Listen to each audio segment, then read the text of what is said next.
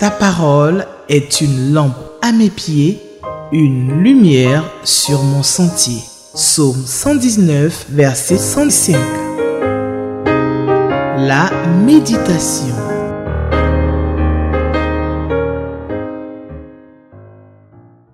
Shalom chez vous, où que vous soyez dans le monde, chers téléspectateurs d'Espérance TV.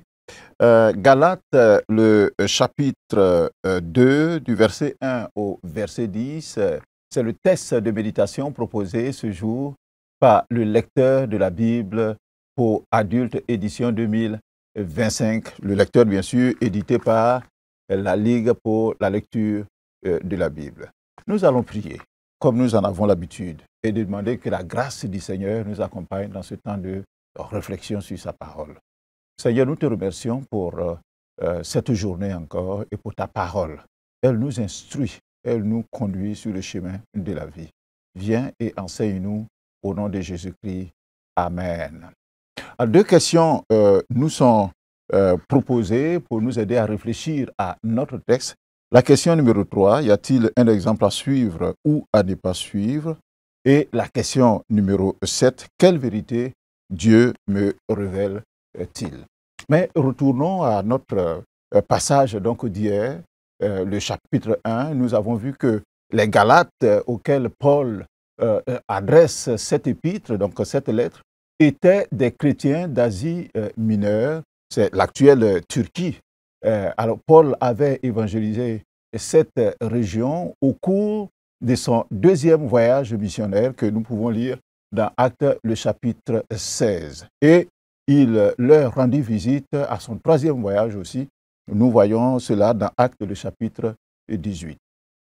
Malheureusement, une situation de contestation et de polémique doctrinale ébranlait l'Église de Galatie.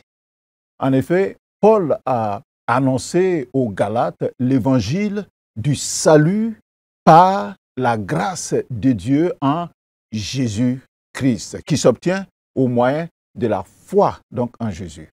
Malheureusement, après ces passages, certains autres missionnaires dont l'épître que nous lisons ne révèle pas les identités, mais qui seraient partis de la Judée et faisaient partie, bien sûr, du parti, j'espère que vous comprenez avec tous ces partis, ils faisaient partie donc du parti des pharisiens selon Actes de chapitre 15, du verset 1 au verset 5. Donc ces gens sont allés à leur tour annoncer aux Galates un contre-message selon lequel l'évangile ou le salut ne résulte pas de la grâce, mais du mérite dû à l'observation et au respect de la loi de Moïse et des traditions juives, notamment la circoncision.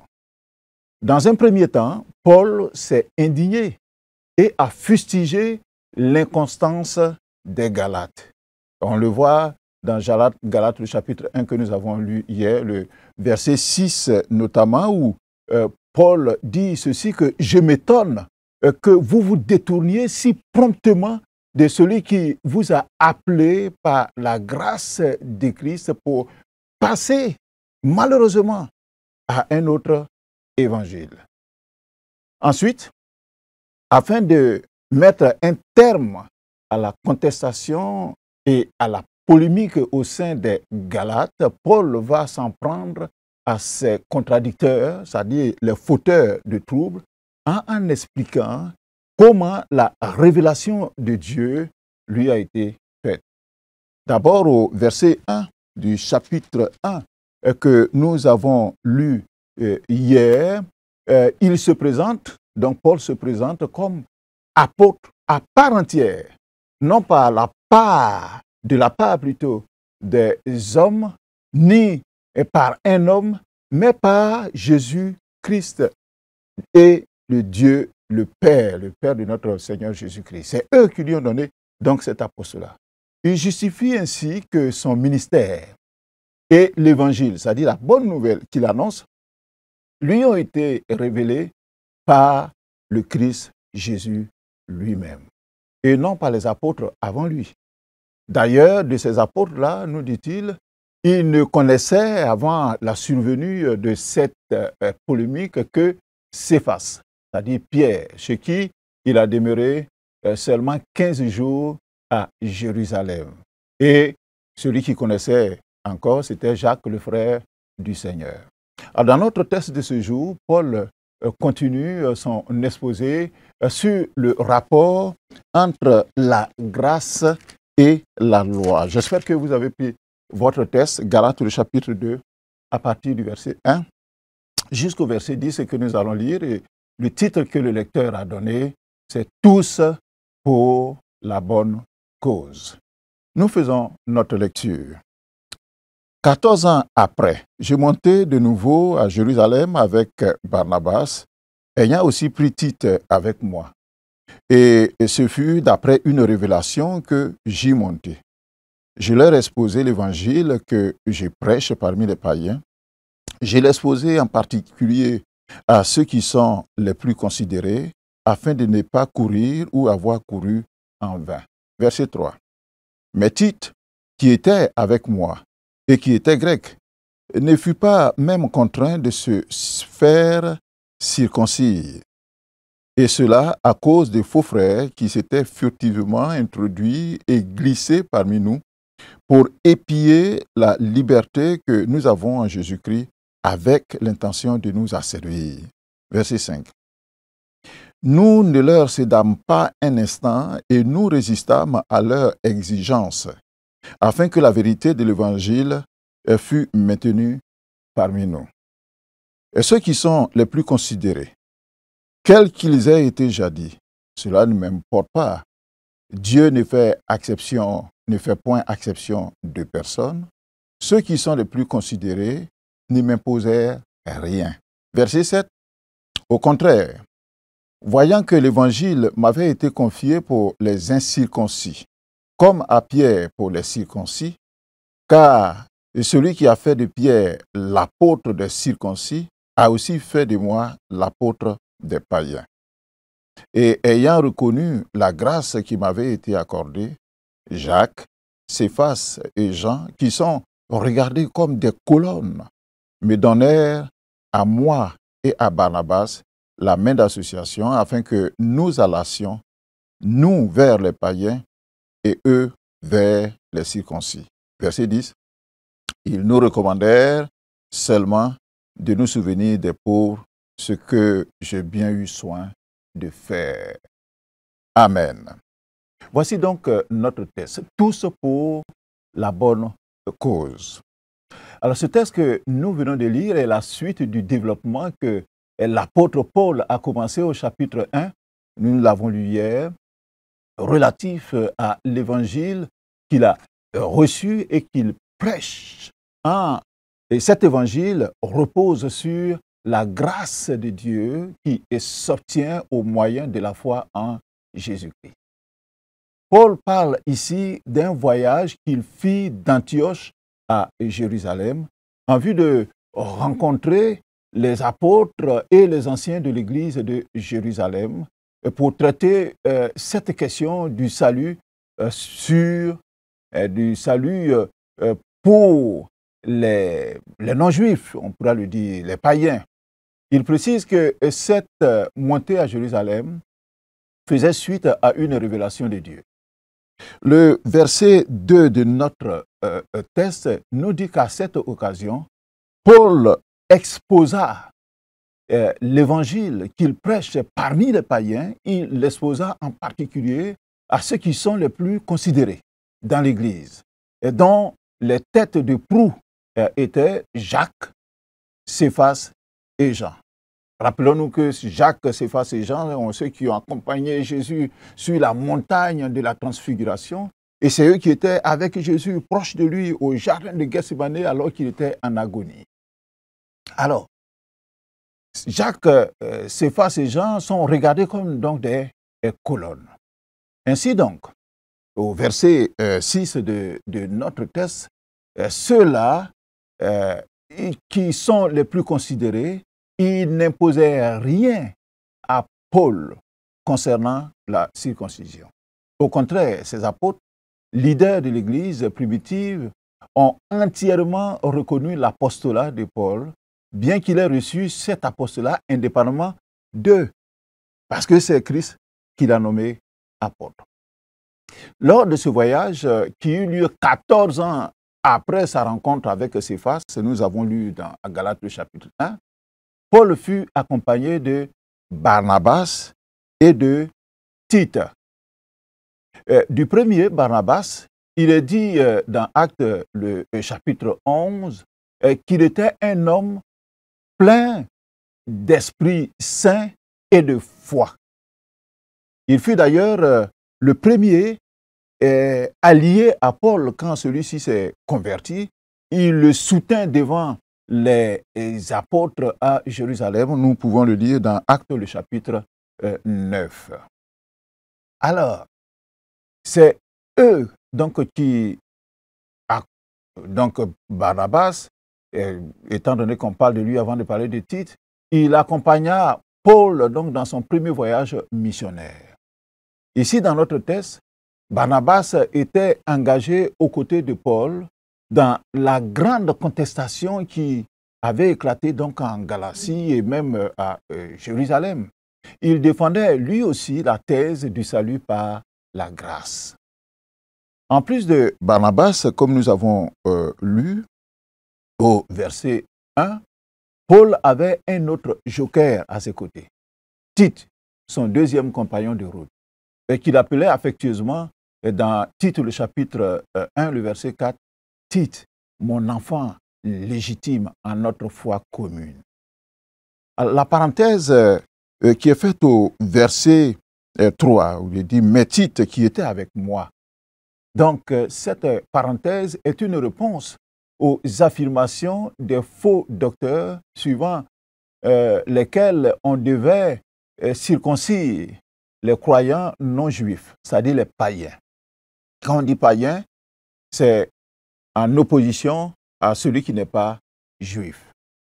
Alors, le rite mosaïque, c'est-à-dire le rite de la loi, de la circoncision, était au cœur du judaïsme.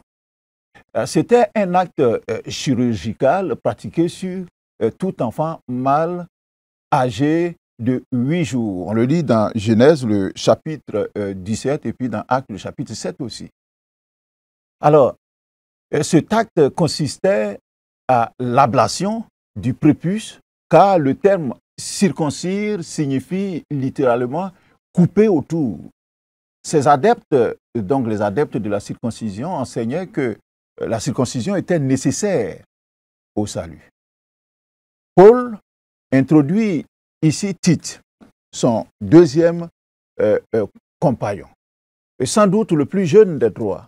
Il l'introduit comme un contre-exemple de cette thèse sur la circoncision. Il a dit au verset 3, à son sujet, au sujet de Tite, qu'il était grec, c'est-à-dire un païen, en opposition à juif, et il n'était pas circoncis. En effet, Paul nous révèle au verset 4 qu'à Jérusalem même, quand ils sont arrivés, de faux frères s'étaient furtivement introduits et glissés parmi le peuple de Dieu afin de faire pression sur les frères et sur Paul pour que Tite soit circoncis. Mais Tite ne fut pas même contraint de se faire circoncire. Et le verset 5 de notre texte nous dit que la pression des faux frères à vouloir nécessairement Tite circoncis ne prospéra pas, car Paul et ses compagnons qui contestaient cette pratique ne leur cédaient pas un instant et ils résistaient à leurs exigences afin que la vérité de l'Évangile fût maintenue parmi les païens. Ce point fut tranché au concile de Jérusalem, cette rencontre de Jérusalem qu'on a appelée le concile de Jérusalem, qu'on voit dans Actes le chapitre 15 à partir du verset 1. En effet, Paul nous révèle au verset 4 qu'à Jérusalem même, des faux frères s'était furtivement introduit et glissé parmi le peuple de Dieu afin de faire pression sur les frères et sur Paul pour que Tite soit circoncis. Mais Tite ne fut pas même contraint de se faire circoncire. Le verset 5 nous dit que la pression des faux frères à vouloir nécessairement Tite circoncis ne prospéra pas. Car Paul et ses compagnons qui contestaient cette pratique ne leur cédaient pas un instant et ils résistèrent à leurs exigences afin que la vérité de l'Évangile fût maintenue parmi les païens. Ce point fut tranché au concile de Jérusalem, qu'on trouve d'ailleurs dans Actes le chapitre 15 à partir du verset 1. En effet, Paul dit aux Galates au verset 6 que les apôtres les plus considérés, Jacques, Céphas et Jean, n'imposaient rien à Paul. En effet, Tite, ce compagnon de Paul, était un vrai croyant dont les œuvres étaient visibles. Il fut d'un très grand secours aux Corinthiens et à Paul lui-même, comme rapporté dans 2 Corinthiens, le chapitre 7. Par conséquent, il est la preuve vivante que la circoncision et le respect des règles de la loi, les règles mosaïques, n'étaient pas des conditions ni des éléments nécessaires au salut. Le refus des apôtres d'exiger de Tite qu'il se fasse circoncis prouvait que l'Église s'inscrivait en faux par rapport aux doctrines judaïsantes. L'évangile que Paul proclamait était donc identique à celui des autres apôtres. Le salut, cet évangile, c'est le salut par la grâce seule, au moyen de la foi seule, la foi bien sûr en Jésus-Christ. Chers frères et sœurs, alors vous arrive-t-il de penser que le salut est lié à l'application de certaines traditions et à vouloir les imposer aux autres? À dire, ne fais pas ci, non, ne fais pas ça, ou bien fais ceci, fais cela. Paul nous explique que la loi n'est pas un moyen d'obtenir le salut pour les chrétiens. Ceux-ci, c'est-à-dire les chrétiens, ne sont pas obligés de vivre selon des règles cérémonielles externes et ne sont plus sous la malédiction s'ils désobéissent donc à ces règles cérémonielles, parce que Christ nous dit Galates le chapitre 3 que nous allons lire après-demain, Christ a porté lui-même cette malédiction en lieu et place des croyants de nous. Toutefois, et je veux souligner cela vraiment en 2 traits, toutefois, la liberté que nous avons de ne pas respecter donc ces règles cérémonielles de la loi mosaïque, cette liberté n'est pas synonyme de licence que nous avons, d'autorisation que nous avons pour commettre donc des péchés. Non, il est dit que notre liberté ne doit pas nous conduire au péché. Dans Galates, le chapitre 5, nous lirons d'ailleurs ce texte dans les jours à venir. Alors, une remarque que je voulais faire ici, c'est qu'il y a un paradoxe, c'est-à-dire une contradiction dans le comportement de ces faux frères, les judaïsants, qui se vantaient de représenter le vrai christianisme, la vraie chrétienté, le vrai évangile. En fait, leur doctrine s'opposait aussi bien au judaïsme, puisqu'ils se réclamaient de Christ, qu'au christianisme, puisqu'ils faisaient de la circoncision et du respect de la loi des exigences incontournables pour le salut. Alors, ils n'appliquent pas, ils ne sont pas judaïsants véritablement, ils se disent chrétiens, et ils ne sont pas chrétiens étant donné qu'ils veulent aussi appliquer le judaïsme. Contradiction. Alors, répondons aux 2 questions qui nous sont posées. Y a-t-il un exemple à suivre ou à ne pas suivre? Il y a un exemple à ne pas suivre. Ce sont ces faux frères, justement, qui troublent et divisent les églises. Il nous est dit au verset 4 qu'ils sont subtils, ces faux frères, qui s'introduisent furtivement et se glissent parmi les chrétiens pour les épier leur liberté en Jésus-Christ, avec l'intention de les asservir, les avoir donc en domination. Leurs intentions sont mauvaises. Si vous faites ça dans l'Église, ce n'est pas une bonne chose. Mais il y a dans notre texte, par contre, des exemples à suivre qui sont de très bons exemples. Paul, par exemple, il a attendu l'éclairage du Saint-Esprit avant de monter à Jérusalem. Le verset 2 que nous avons lu nous dit que ce fut après une révélation que Paul monta à Jérusalem, afin de rencontrer les apôtres et les anciens, alors qu'en Actes, le chapitre 15, à ce concile donc, de Jérusalem, il est dit que les frères ont décidé que Paul et Barnabas et quelques-uns de leurs monteraient à Jérusalem vers les apôtres et les anciens pour traiter cette question. Voyez-vous, ces deux aspects du même événement ne sont pas contradictoires. Ici, c'est le côté de la direction divine individuelle qui est souligné, alors qu'en Actes chapitre 15, c'est celui de la décision collective. Il est tout à fait possible de suivre le conseil de frères, c'est-à-dire de la collectivité, mais tout en prenant notre décision personnelle en présence du Seigneur, dans sa présence, en toute dépendance donc de Dieu. C'est faisant suite à la révélation de Dieu qui vient confirmer la recommandation des frères que Paul a finalement pris la décision et ce principe de toujours interroger le Seigneur après ce que la collectivité aura donné comme orientation. Ce principe doit guider le chrétien dans toute décision à prendre.